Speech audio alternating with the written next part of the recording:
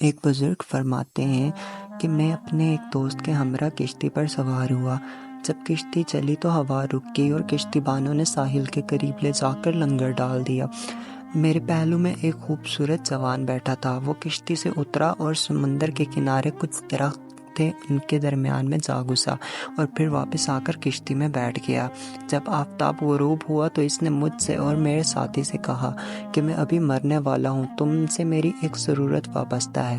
ہم نے کہا وہ کیا ہے؟ کہا جب میں مر جاؤں تو اس گٹھڑی کے کپڑوں سے مجھے کفن دے دینا اور میرے پہنے ہوئے کپڑے اور یہ لوٹا اپنے ساتھ رکھ لینا، اور جب تم شہر سور میں پہنچو تو جو شخص تم سے سب سے پہلے ملاقات کہے کہ امانت لاؤ تو اس کے حوالے کر دینا۔ جب مغرب کی نماز ادا کر چکے تو اس شخص کو ہلایا، وہ انتقال کر چکے تھے۔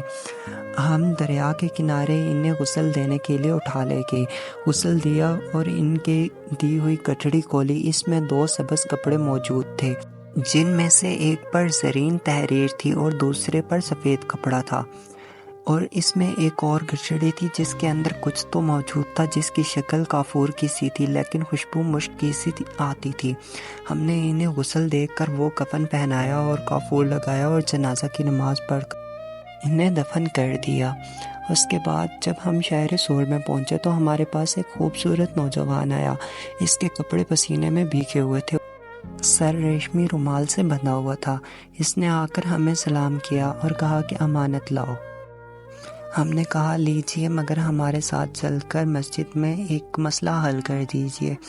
کہا اچھا۔ ہم انہیں ساتھ لے گئے اور کہا کہ بتلائیے وہ مرنے والا شخص کون تھا اور آپ کون ہیں، اور ان کو کفن کس نے دیا تھا؟ کہا وہ شخص ان 40 ابدال میں سے ایک تھا اور میں اس کا قائم مقام ہوں، اور کفن ان کو حضرت خضر علیہ السلام نے لا کر دیا تھا، اور یہ بھی فرمایا کہ وہ مرنے والے ہیں۔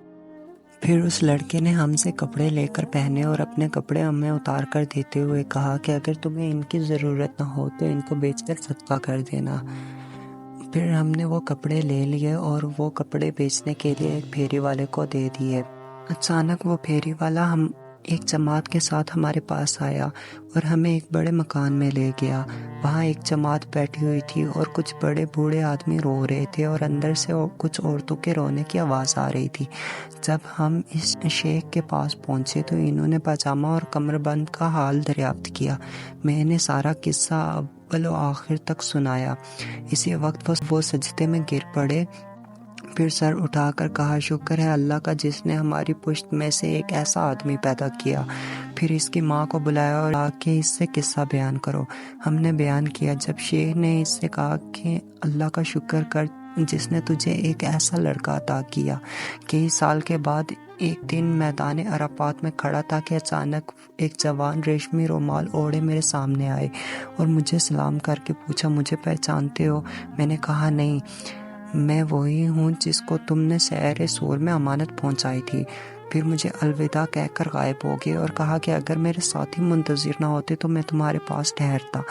پھر وہ چلے گئے۔ اتنے میں میرے پیچھے ایک شیخ مغربی آئے، میں انہیں پہچانتا تھا، وہ ہر سال حج کرنے کو آیا کرتے تھے۔ انہوں نے مجھ سے دریافت کیا کہ تم اس جوان کو کہاں سے جانتے ہو؟ میں نے کہا کہ یہ 40 ابدال میں سے ایک ہے۔ کہا اب تو وہ 10 ابدال میں سے ایک ہیں اور لوگ ان کے وسیلے سے فریاد رسی کرتے ہیں۔